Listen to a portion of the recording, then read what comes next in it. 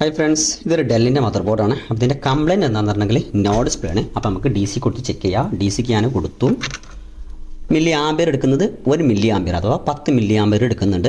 പവറിൻ്റെ button ഉണ്ട്. പവറിൻ്റെ button ഞാൻ short ചെയ്യാൻ പോകുന്നു. ഷോർട്ട് ചെയ്യുന്ന സമയത്ത് സിസ്റ്റം വർക്കിംഗ് ആണ്, ഓൺ ആകുന്നുണ്ട്.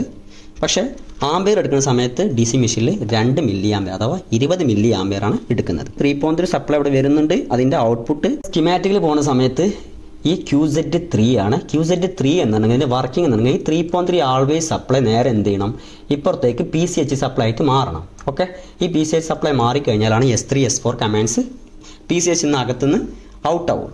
ഓക്കെ, 0.8 വോൾട്ടേജ് വരുന്നത്. ഗേറ്റ് സപ്ലൈ വരുന്നത് 2.3 ആണ്. അപ്പോൾ നമുക്ക് എന്താ ചെയ്യുക, കമ്പോണൻസ് നമുക്ക് റീപ്ലേസ് ചെയ്യാം. DC മെഷീൻ നമ്മൾ കണക്ട് ചെയ്തു. പവർ ബട്ടൺ നമ്മൾ ഷോർട്ട് ചെയ്തു. സിസ്റ്റം വർക്കിംഗ് ആണ്. 600 മില്ലി ആംബിയർ എടുക്കുന്നുണ്ട്. Display okay. Display okay.